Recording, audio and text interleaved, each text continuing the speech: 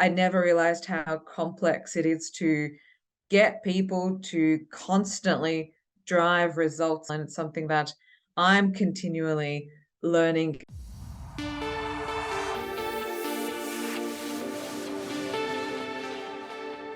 Welcome to Long-Term Thinking for Business Success, a show for and by business owners. Each episode will explore how to beat the odds and create a sustainable business and the life we've dreamt of. Today's guest is Eleanor Moshe, the founder of The Construction Coach. Eleanor is a mentor, best-selling author, award-winning podcast host, and a businesswoman disrupting the construction industry. The Construction Coach is Australia's first coach in the construction industry focused on constructing exceptional, excellent, and exemplary people behind the projects they're delivering. Hi, Eleanor. Welcome to the Long-Term Thinking for Business Success podcast, and thanks for joining us. Pleasure to be on the other side of the microphone, Rick. Thank you for having me. Thank you. Just to kick things off, can you tell us about the Construction Coach? What's the change you want to make? Or to put that another way, what's the vision you're trying to deliver? And who do you hope to help? Of course, there has always been such an influx or oversupply of tactical training or training, mentoring, coaching that is overly reliant on a tactical and technical skill set. And of course, in construction, it has its place. I relied on that myself, and I was completely misled and unfulfilled in my career. I was more diminished and meek and dulled down than everything else. I knew there was a chasm that's missing in my own development. When I found what that chasm was and looking at what the problems are in the industry, which are many, I knew that the construction coach had to bridge that gap between what was truly missing and what still is missing, which is still that mentorship, which is based on high income skill set and a powerhouse mindset. Whether that's something that people use on site, whether that's something that they use in project management or business, it is always bringing that principle-based approach. Who I work with, only people who want more will ever go towards mentoring and coaching. Everyone else, 90% of, especially the professional marketplace, they already know everything. What more could they possibly want to discover onto themselves, let alone themselves? It is only a minority which will ever seek out mentoring, coaching, and training. And of that, it's people who are ambitious, people who are curious, people who have the alchemy of a young gun or an exemplary leader. It's been fascinating to pioneer this space within the industry. And of course, there is so much more work to be done. I'm sure there is. We'll explore this a little bit further in other questions, but just to follow on from that, you mentioned a high income skill set and a high performance mindset. Can you just explain a little bit more what you mean by those two elements? Because I think they're key, not just in the construction industry, but for any business leader to have those two attitudes. Definitely. The powerhouse mindset is one that always achieves what they want. And most people are not well equipped with everything they have been naturally given, from their subconscious powerhouse to how their conscious mind works, to then seeking to understand themselves from their inner identity. When you put all those things in combination in the perspective of achieving what you want, how can you go wrong? How can you not have the powerhouse-like confidence to go after whatever it is that you want? If that means defying the status quo and rejecting what everyone else has told you, it takes a lot of backbone. It takes a lot of courage to do that. Those types of actions will not come from a mediocre mindset. Where do most people get their ideas from? The people around them. If they're not surrounded by high performers and high achievers, then they are simply breeding mediocrity. So the powerhouse mindset is one that achieves what they want from their inner identity, not what society has to say. When we're looking at the high income skill sets, it's persuasion, negotiation, it's all the skill sets that support the leadership function, it's marketing, branding, it's the skill set that falls under business, and business is not a skill. There's many skills that support the operation, the marketing, the selling, the prospecting, the imagination part of a business. These are skills that can be highly leveraged and provide you with a lot of income in the future. For example, speaking. You become an exemplary speaker, that affords a lot of opportunities. Skills that do not fall into that category then cannot really be leveraged. They can be duplicated or multiplied, but leverage is a whole other game. Thank you for that explanation. Just thinking back 4 years ago when you decided to start the construction coach, what motivated you to start it?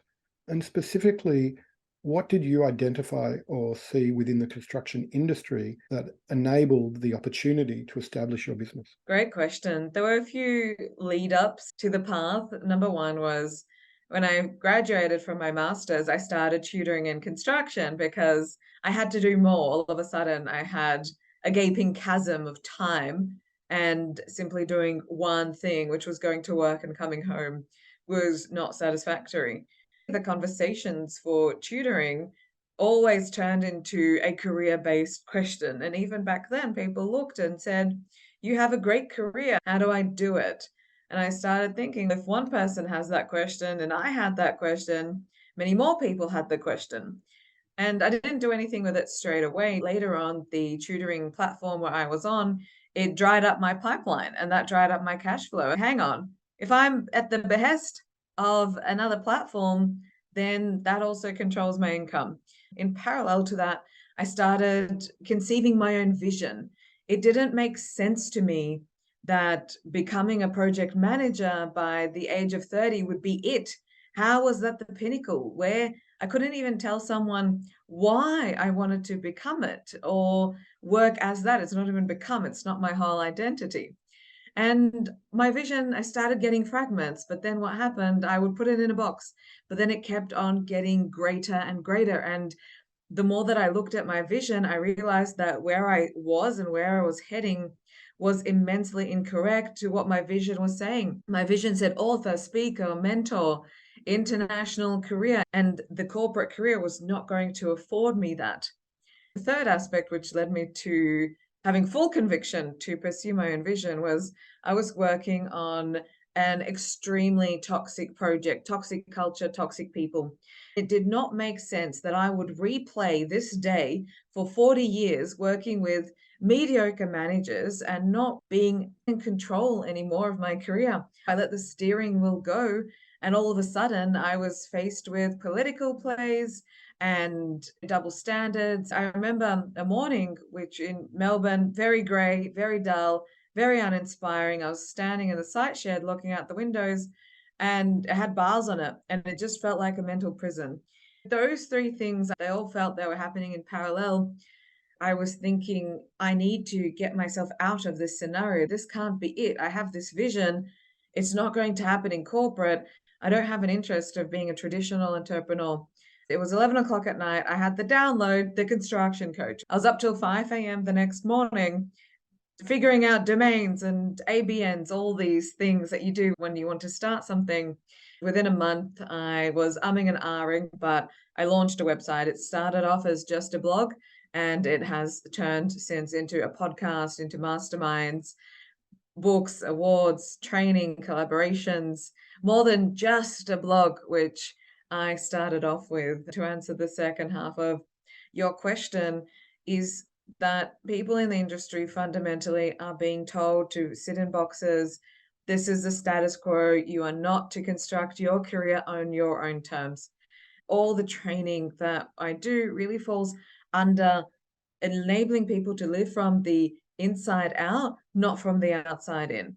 It's so in line with my positioning. I mean, to end on the inside out rather than the outside in that's the name of Yes, my company. So thank you literally. for the plug. So we believe that, yes, marketing, which is where we starting our business in, is driven by the insight of if we can get the owner of the business and their mindset around their brand and marketing aligned, and then the leadership team and then the rest of their team, then marketing becomes really simple.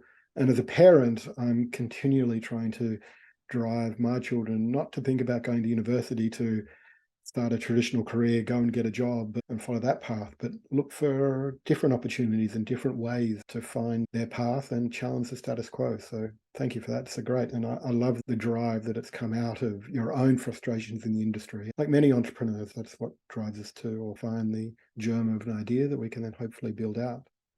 So now Absolutely. 4 years down the track, what are you most proud of? What's something that you wake up and go, wow, I can't believe I've done this? That's a great question. The best feedback loop that we ever get is when someone has implemented everything that we teach and they've changed their life. They are on a completely different trajectory. I ran a Young Gun Hub, and one of my mentees brought me a bottle of wine, and on it she said, "Thank you for changing my life." To be able to have that level of influence and for someone to have chosen me out of every single person in this world, that they decided to be in my world and seek knowledge and seek learning from me as a mentor, and for them to have opened up their mind and gotten themselves out of this invisible trap that society puts people on, is one of the most rewarding feedback loops. It's happened over the years as well. Mentees go into commercializing their idea, something that they conceived in their own mind, and now it's a reality, and they have their mentees. Anytime a mentee comes with that feedback loop where they don't recognize themselves after 6 months, is immensely rewarding. There's been many highlights, as many high highs as there's been low lows. I'm really proud of my books. I'm grateful for my mentor, Ron Malhotra, who enabled me to live out dreams that I didn't even dare to dream, because it felt like something that was not for me, but it was more than for me. Everything that we've been able to do around people and bringing people together has been incredible. And also that my vision that I thought would be 10 years from now became my reality in year 2 or 3. I was able to speed up that timeline and continue to fulfill my own vision and my own ambition. There's nothing more motivating, at least for me, and I expect for you. Leadership in the service of others is a great position to be in. I also love the idea of transforming our clients, again, from mindset and business results. When you can create, as you've highlighted in your comments earlier, a transformational experience for the people we work with, that drives a remarkable experience for them that helps then drive business results back to you. That virtuous circle of creating such an experience for somebody that they've transformed, they want to share that transformation with anybody that will listen, that then drives a really organized and structured referral process back into your business. Congratulations. There's so much that you're proud of in just the 4 years, and to have achieved your 10-year vision in year 2 or 3 is unbelievable. Congrats. One of the things that I talk a lot with business owners is their job title versus actually what they do. On LinkedIn, your title is founder, but as you've already mentioned, as part of the construction coach, you're a mentor, author, podcast host. Sounds like a very full plate. Could you share what your top priorities are in your business and how you remain focused on them every day? I'll repeat what my mentor recently reminded us all of: marketing, selling, prospecting. That is our primary duty. And under that, there's many different functions of innovation and creation. If I'm not innovating or creating, then I'm not adding value to my audience. You can't just add value if it won't connect with them, which is the marketing part. And if you're not selling, then it's a hobby, not a business. So extremely important functions. But then the client experience or the customer experience is key, because simply delivering insights is not what in and of itself provides a transformation. So we're constantly working as to how we can upskill ourselves, but also improve the client experience so that they get the results that we know they can achieve. Then there's the implementation phase. And without having that support, and I love what you just said, is the cheapest person to hire in the business is the owner. So you end up doing it, but then that drives the pipeline and it takes time to fill it again. So I've been there, I've made that mistake. It's an expensive mistake.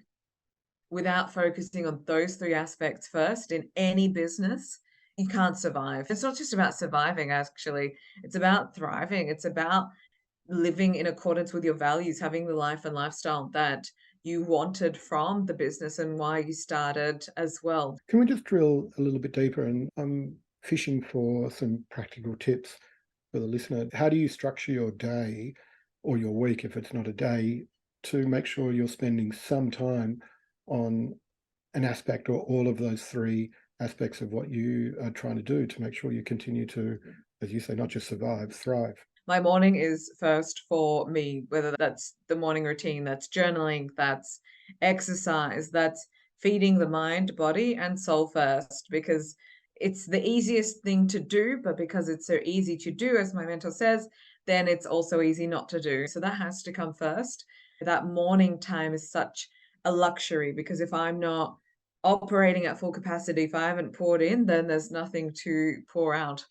Then I do check WhatsApp and are there any fires? Are there any emails that have come through? Is there any good news that has come? Is there any bad, not so good news that has come? Or maybe there's no news, which is also can fall either way. So I check for a status update, might get on a call with my business partner. We look at the objectives, what's happening, what do we need to focus on? And then depending on certain priorities. So the three priorities of the day is, are there any key deliverables? So are there any worksheets or sessions or calls that first are booked in?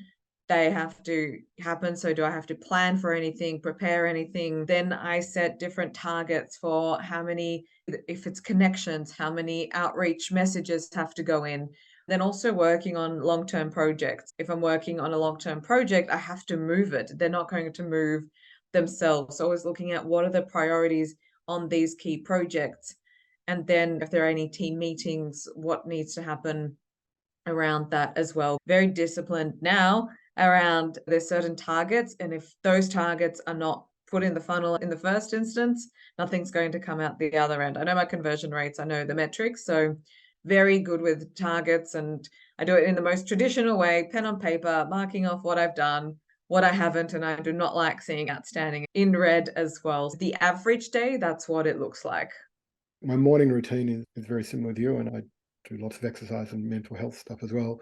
But before I open up email, Teams, WhatsApp, or anything like that, I work on something that's on the business. So if the rest of my day goes poorly, I know that my first hour has been on something that is a priority for the business, not for clients or for anything like that. So it's just one way that I know that whatever happens, I'm going to achieve something today.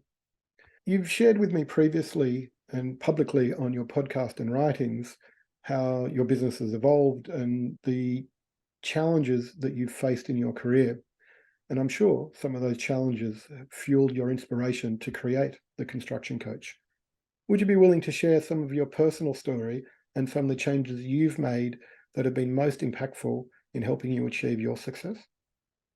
Where to start with the challenges in anything that you try in business, you'll try it once, twice, it's not working, it's not working. Being able to not do something foolishly, but tweak along the way to get the desired outcome and have patience without diminishing enthusiasm would have been one of the first lessons that I had to learn. It feels really disappointing in the first instance, but it actually works to create a heightened sense of responsibility. I didn't do this right, I didn't do this, didn't do this right.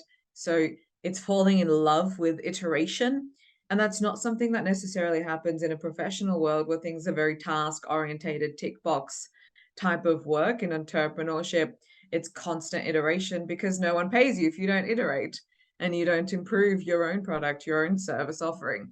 That was one of the first shocks. What was maybe not so much surprising, but you have an expectation that people would stay with you or come with you or support or at least express curiosity to what you're doing, and none of that happens. And you start realizing that this world that you're building starts to get very lonely and disconnect from people that you always thought would be there with you, and their world also doesn't become interesting so much either because you've opened up your world to marketing and psychology and pricing and funnels and LinkedIn and people who are actually creators and aligned. So you go through periods of, you have people and then you don't, but you do find your people, your tribe. And I'm very grateful that I have that. I have that backing and that stability. And something that my mentor always prepared me for was the haters. And they came fast and they came thick. And that was going to happen, but I didn't expect it to happen as quick and as abrasive as it did. But it was one of the first things Ron told me on this journey is that with authority, it's two sides of the same coin. You've got the raving fans, people that will be there with you every step, they'll support. But the more that you have of those, there's just as many keyboard warriors that come your way. One of the things you start realizing is how closed-minded people are to different ways of thinking, of being, of doing, of having, and how uncomfortable people are with others who decide to create their own niche or try something different. And you really start seeing how deeply rooted people's need for survival and comfort actually is. So you really learn a lot about human nature, which has its challenges onto yourself as well. Because if I point out something in you, Rick, it's I didn't like that Rick did that, for example, it's actually a reflection of me. And the more that you want to advance in business and you're not getting what you want, you end up looking deep within yourself. It's that emotional equity that also needs to come in business as well. People talk about financial equity, relationship equity, but not so much the emotional equity that is needed when you unravel yourself internally to be the best that the business needs, but at the same time to take the hits that do come with the lows of the business. So I hope I've answered your question. You have. I was hoping there would be a little bit more around the journey you went from, and you shared some of it earlier in terms of your feeling, in my word, I don't know if it's the right word, but disenfranchised from the norm, the status quo, the industry, to really questioning what your place in life is. I've heard on your own podcast where you talked about you went to a workshop and the question was, what are your values? And you realized you Yeah. had no clarity around your values. That is a lot of the work that we do, and a lot of the people that are listening to this podcast, the comments that we get is that these are questions that they haven't ever really come across, in exactly the same way that you suddenly found yourself challenged by what the world was that was pushing you in a direction and what you wanted to get out of the world. And you realize that you had to zig when everybody else was zagging. That was where I was trying to Yeah, no, just I can add understand to a little that. bit. You can, yeah. The values aspect was a really interesting question. As you mentioned, I did go to a workshop back then, and the very simple question was posed, what are my top four values? I was scratching around, and it didn't make sense that me, as successful as I was in a corporate career back then, could not answer such a simple question. That was the first one that threw a spanner in my own paradigm. I was having a coffee way back when with a friend, and she asked me, what does your perfect day look like? And I don't want to say I didn't have an idea, but I wasn't comfortable expressing it because it felt such out of the norm to what people would expect someone who works in construction to actually say. And the perfect day was to be writing a book in the Plaza Hotel in New York. I wasn't comfortable expressing that. So I was thinking, okay, if not that, what is my perfect day? And the answer wasn't, I'm going to be on site at 7 a.m. with a hard hat and steel cap boots either. I felt embarrassed or wasn't confident in even expressing that I had alternative desires to what I had done my degree on and set myself up for.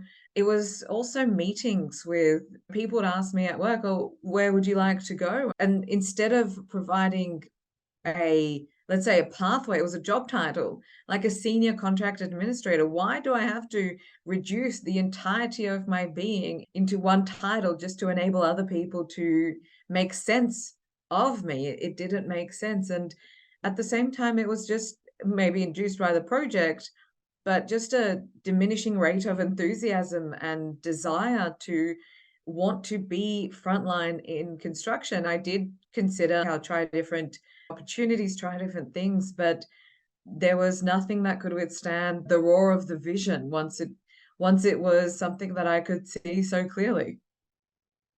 That's great. Thank you. Just to jump back to the start of that commentary was around getting clarity on your values.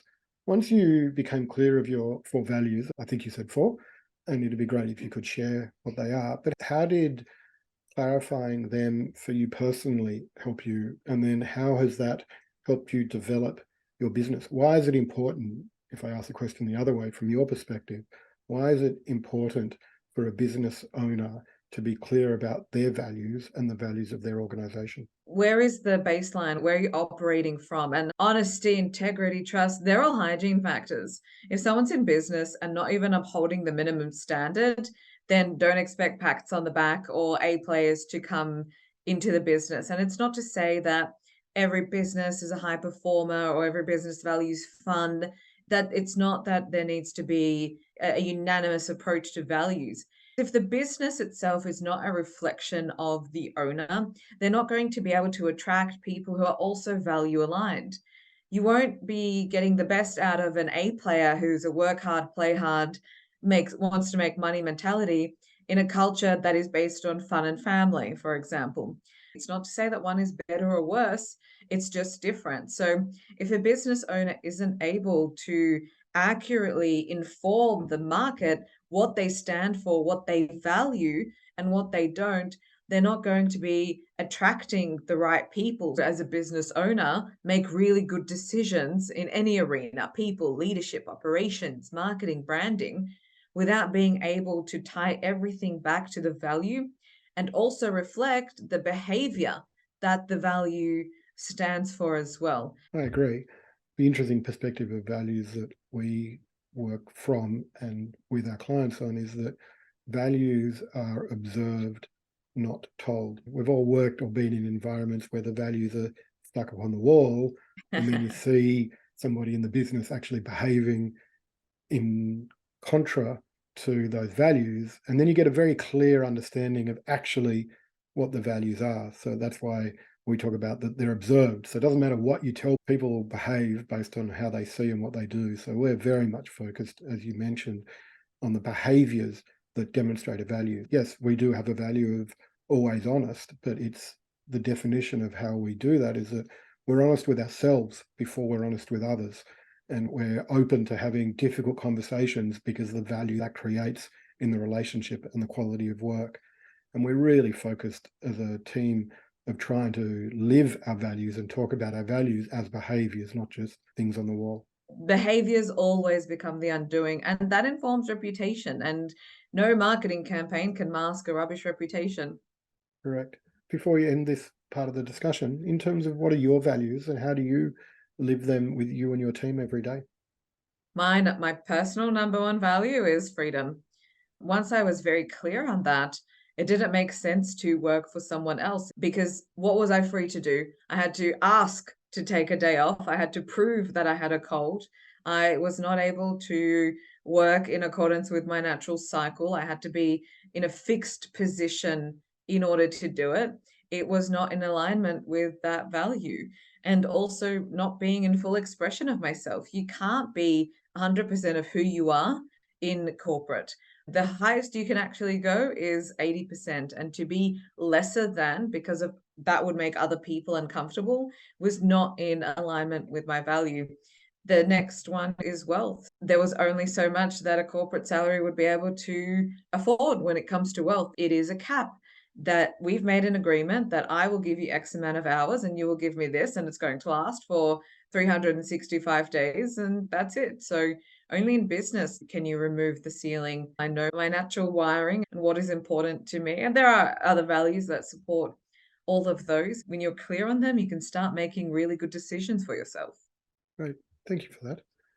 Just to go a different way, in running a business, especially an SME, it requires a dedication to be resilient. There's things that get thrown at us every day. How have you developed the mental muscle to drive the changes in your role and the business? And what do you do to remain resilient every day? This is where that powerhouse mindset does come into play, and all the work that you do, if shit hits the fan, that's when the character really shows. It's when things are really tough that the character truly comes out. There have been some exceptionally tough moments over the last few years, personally and professionally. The only place where I can get the most strength from and the courage to continue is the spiritual strength. It's not from this world, is having that deep rooted faith What is faith? Faith is belief in the unknown. And in a highly left brain society, which they will only believe what they see in front of them on facts, then people simply lack faith in their life. That's the only place that I've been able to turn to, and different people who have guided me and supported me in that exploration has enabled me to have that resilience and to know that everything is cyclical. It must turn. But how am I contributing to this? What it is that I can do, even if it's shifting what I need to within me so that I can have the shift externally. That's great. As I think you referred to it earlier as well, we are a product of the 5 people we spend the most time with, as somebody famously said. And I think you're a great example of how you've got mentors around you that help you be the best person you can be. So congratulations. Again, a different perspective. And no matter all the careful planning we do and thinking about our business, unexpected things always seem to happen. Looking back over the past 4 years of building the construction coach, I'm curious to know if there was something that caught you by surprise. If so, how did you adjust your business strategy to achieve your success? No one expected being locked up for 273 days in Melbourne. That really took a personal, emotional, financial hit. That was a hit from every single perspective, especially when a big part of our business is bringing people together. And there was a time there when the sentiments weren't for online mentoring or training. There was that hesitation for it. It also wasn't a time where people were investing in anything over the long term because no one had that surety as to what that would look like. The amount of times we had to cancel an event, cancel meetups, couldn't do this, couldn't even travel to Sydney without the fear of not being able to come back, which is not a bad outcome at the time. Having to completely go from doing in-person events and then in-person recordings, even everything went online, and really understanding the psyche of the target market and reaching them where things were exceptionally difficult was a whole new frontier. And then also coming out of that, the sentiment people weren't again investing, they wanted to play. They did not want to be seated further in front of a computer mentoring. Now that's what we were doing. So it took a lot of pivoting again to really find that balance, but also keep on going, to not pack up shop, to know that this too shall pass, and also continue to innovate. That's where more books came, because books were able to reach people in terms of the message that they needed at that point in time. The podcast really did well because people were at home. They needed to listen to something. So the podcast opportunities kept on going. That was one of the biggest things. And then also having to learn how to lead without having any contact with anyone. It's different when people can experience you and they can experience your energy. But when people only can see you online or hear you online, learning how to reach people was also a refined skill set in marketing that we developed as well. So that would be the number one thing that really forced the business to change and look at what could be done instead of lamenting over what couldn't be done. As you say, there are lots of business owners, including me and my business, that had to significantly change during COVID. Just to dig a little deeper and come at that from a different perspective, were there any beliefs or perspectives that you had about the industry and the way your business would work that then, when you went to market, you suddenly realized that your assumptions weren't as accurate, or the assumption that you made going into it was incorrect, that made you change the business? So COVID, we all understand, and we've all impacted and looked at it in different ways. But as you identified 4 years ago the opportunity that you thought for your business, as you went into market, did you identify something that you just assumed was different in market, that therefore had to change your model, your business, or it could be just an aspect of your business? The first thing that comes to mind, and that's a great question, thank you for asking, is the target market. I remember when I first went to market, I incorrectly thought I'd be something for everyone. And we know that breaches one of the first marketing principles, which you are not. But even going out to market, the target market onto itself was more refined. Who comes into my world now is significantly different from who I started marketing to and targeting is worlds away. And it makes sense because I'm not who I was back then. What was important to me then is not what's important to me now. So over time, your target market becomes significantly clearer, but that's only going to happen through putting yourself out there, but also paying attention to when people do come to you, why? Who are they? What is it that they have decided to come to me for?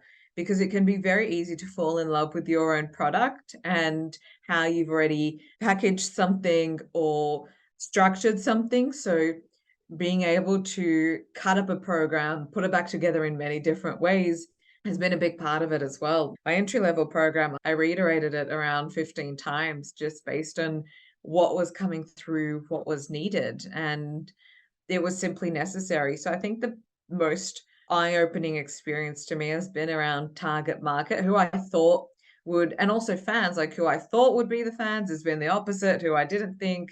I had it all backwards. Yeah. And you can never be too close to understanding your target market, but without any filter or bias or preconceived notion, understanding why do people come to you. Yeah. That talks to a principle in marketing. If we don't put our work into the world, we actually don't know who's going to be attracted to our work. So the idea of holding out till the product is perfect or the book is finished is a principle that we really fight against. Perfection is the enemy of done. And sometimes you've just got to say it's done and publish it or produce it so that you can see how it's used and get feedback from the market. And as creators of change, which we all are, we often don't have the luxury of choice around who's going to be attracted to the change we want to make and who believes in that. And we've had exactly the same experience. We identified that this is who we thought would be attracted to our proposition. And when we went to market, the market that we identified was actually quite different to who we thought it would be. And it's a wonderful market. It's an enlightening experience when you see who is attracted to the ideas and change that we want to make. It really is. And all the more rewarding at the end of it. A business is a collection of people who need to work effectively together. What process and tools do you use to motivate and mentor your staff to get the best out of the team? One thing that I've had to learn is just because I see the outcome that way doesn't mean that people automatically have the same process or that same level of intuition when it comes to doing things or that same attention to detail standard that I have. And it's not their fault. It's just they haven't come from the same background. We're not the same makeup. So really being able to be very clear and explicit with outcomes from the outset is something that I've had to learn because it was a stark realization at the time that not everyone thinks like me. Making it feel like what they're contributing is important to the greater picture. So when I have podcast award, I'll share it with the team as well. And it's all in thanks to them as well, because I can't do what I do without them. People who have come from a very different world that I've never been there, I haven't experienced it. It's about learning their language, their perceptions, what's important to them.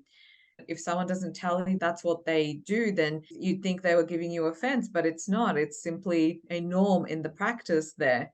And you realize how much is actually missing when you've never seen into someone's world and you don't know how people run their lives. You can't see. So you have to really eradicate a lot of assumptions that you have around how other people work.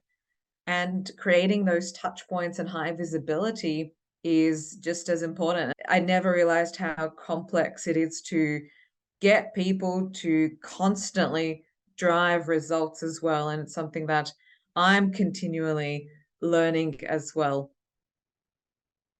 Thinking about the strategic priorities that you've got in your business, our perspective and for our own business and when we work with our clients is that really any business can only work on 2 or 3, maybe 4 top priorities at any given time.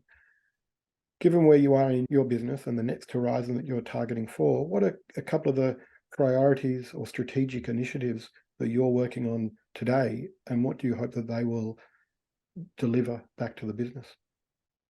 One thing that I am working on at the moment is my 4th book, and it's not a book written in isolation. I'll put it at that. It is going to be an industry first anthology. So maybe in a few months I'll be able to reveal a bit more. Regardless of what I do, I love authorship. I love the process of creating books, and books have changed my life. As long as I can continue to contribute to the thought leadership in the industry and be able to lodge a spanner in someone else's own paradigm, I will continue to do that.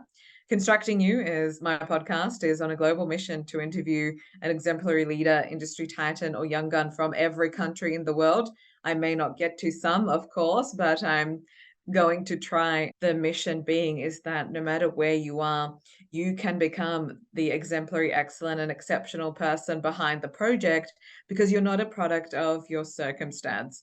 So I am on 15 or 16 countries out of 196 or 214. So always looking to expand in that way in terms of guests and footprint as well, and working on a new business as well, again in collaboration with my mentors and a few other things in the works. What I love most about this type of business is if I want to experience something, I'm going to create it and it will happen. And if I liked it, I'll do it again. If not, then I'm not bound to it. I couldn't ask for a more motivating, inspiring, and practical way to end our discussion. So, Eleanor, thank you very much. And I really do look forward to watching your continuing success with the construction coach, reading your next book when it comes out in a few months, and listening to more of your podcast interviews, and watching the impact you're having on the industry. You're driven to drive change in an industry that doesn't necessarily like change, and I think you're creating an amazing impact on the world and the people behind the projects that you're helping them to change as well. So thank you again for your time today, and I wish you all the best. Thank you so much, and I appreciate the line of questions and being an exemplary host. Thank you.